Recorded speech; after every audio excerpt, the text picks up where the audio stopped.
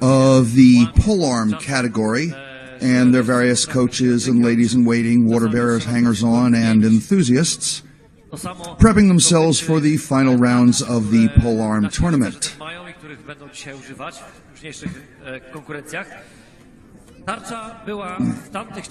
What looks like a big square hole in that building in the background is actually a Jumbotron screen that was set up for the audience. Very thoughtful of them to do so, being as the audience is a long way away from the actual fighting field. I must give kudos to the International Medieval Combat Federation for arranging for some serious high-tech, such as this particular streaming broadcast that you're looking at. Wait, if I do this, it looks like I'm looking at you, right? Okay. Hi, Captain Zorik here. Coming to you live from the International Medieval Combat Federation World Championships in Malbork, Poland. This is the second annual IMCF World Championships. The first one was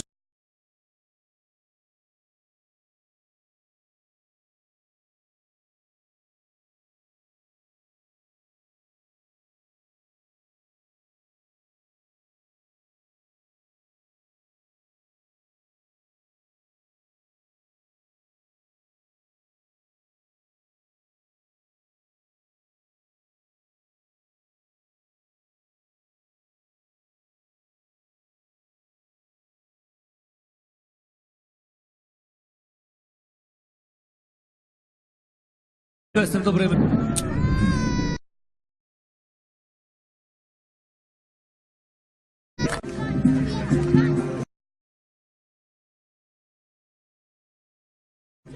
There's our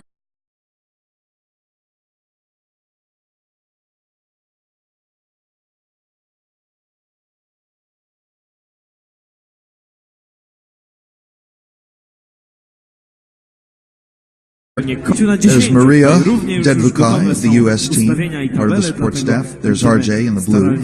Na bieżąco informować Państwa o przebiegu naszej kolejne drużyny tutaj w szranki.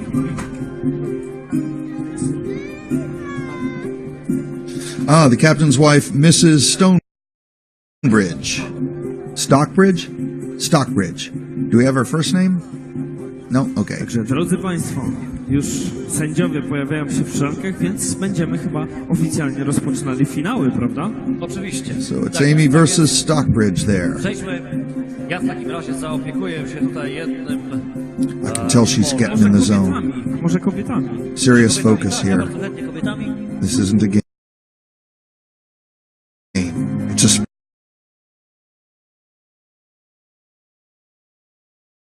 Those gauntlets, those are serious. The damage that could happen to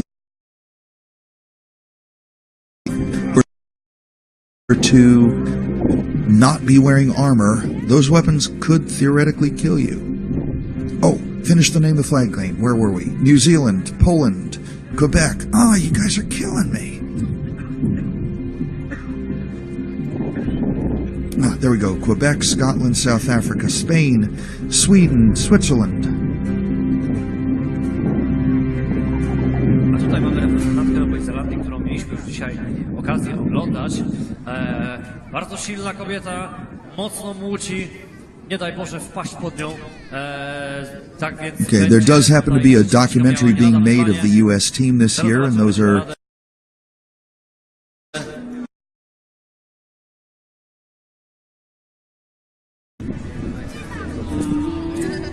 Here comes Amy, with her poleaxe, with her Viking poleaxe.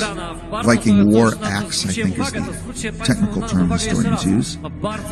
That disc on the back of the head is really good. It covers up the back of the neck against a shot that may come there. Though it's not legal to strike the back of the neck, if it does, it could be deadly.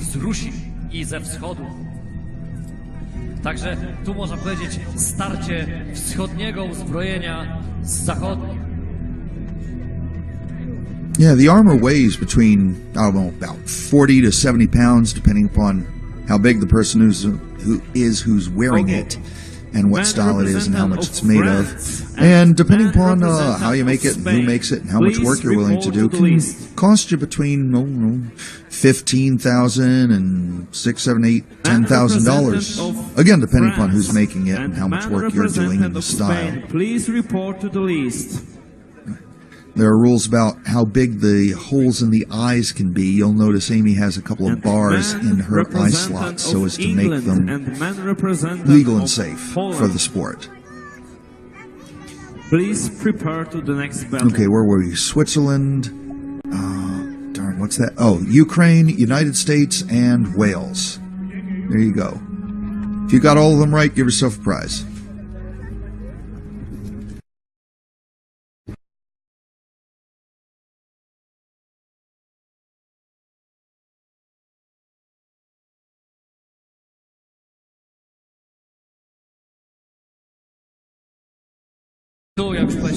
So, who's fighting who? France has just entered the list. No i pewnie też dwóch stylów walki. Some last-minute coaching from members of the U.S. team. Looks like Spain is entering the list against France. Does someone tell me, are these the finals or semifinals? Semifinals, so that means each of these are in a group of 4. So we'll have 2 bouts, and then whoever wins those 2 bouts will go against each other, I presume.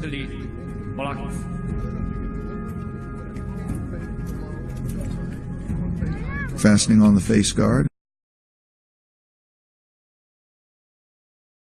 That cowcatcher style of helmet was designed to deflect lances. W tej walce będzie ciekawie, ale w następnej walce będą walczyli reprezentanci Polski. It's called cowcatcher style because that's, if you look at old locomotives from the 1800s, in the American West anyway, if cows wander onto the tracks, oh, you get the idea. Natomiast ci, którym się nie powiedzie, walczyć będą o 3. miejsce, o brązowy medal.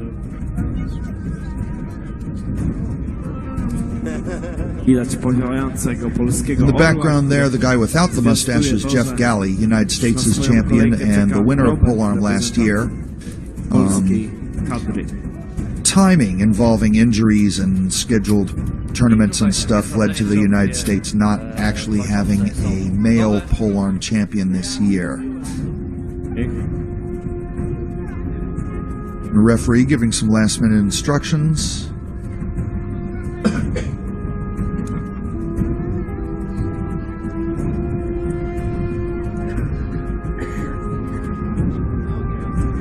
And United States versus New Zealand, here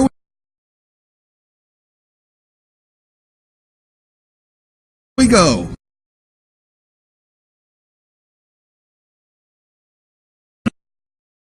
Right.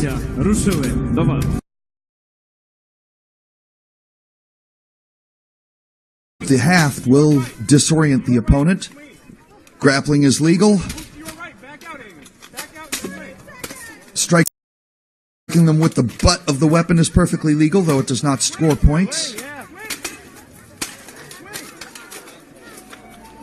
New Zealand getting with the aggression. She hasn't missed an opportunity to swing yet.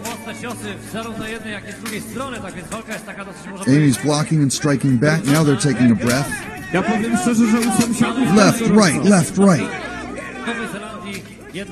Amy's teammates are cheering her on. Oh, and that's a stop to the first round. Each round is 60 seconds. Now, I'm not going to get to see the score, but I'm going to say that New Zealand had a little bit more action going than the United States.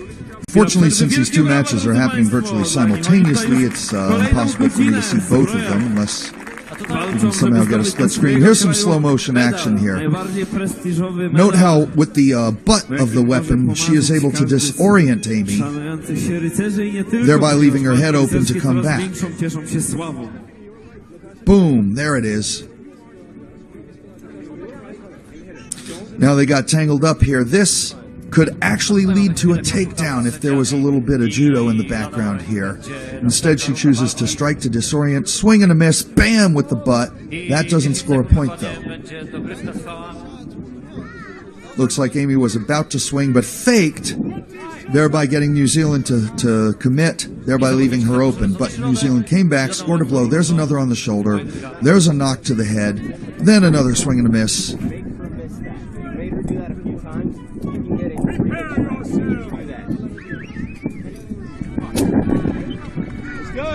And here we go, round 2.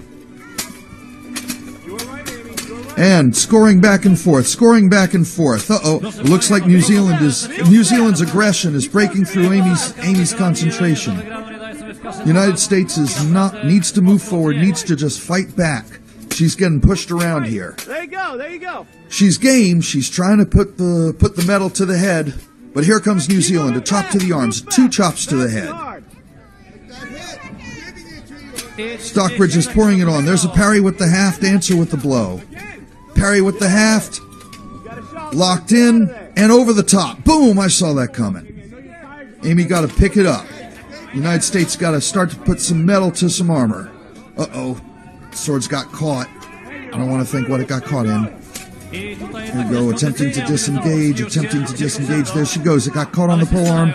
She's stuck. United States can't get out, can't deliver a blow, and the round is called. So the referee goes to decide to commit to consult with the judges. It looked like France and Spain were locked in a clinch over there, but the camera moved away and I can't tell what's going on. There's Stockbridge there.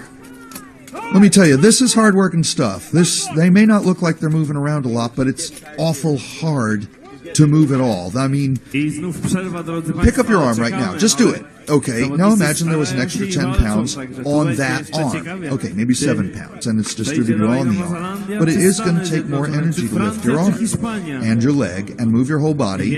That helmet's like 15 pounds with all the chainmail and stuff. I do Brazilian Jiu-Jitsu, submission grappling, and I can tell you about 4 or 5 minutes of hard ground fighting is equal to about 1 minute of this.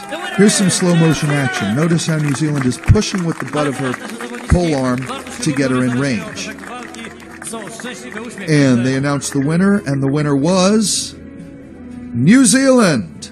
So New Zealand advances to the final round of the women's tournament. United States with a smile. You'll notice they were walking out in arm. A lot of courtesy, a lot of honor in this sport, a lot of respect for each other, because we're all out there taking the same risks. We're all working just as hard.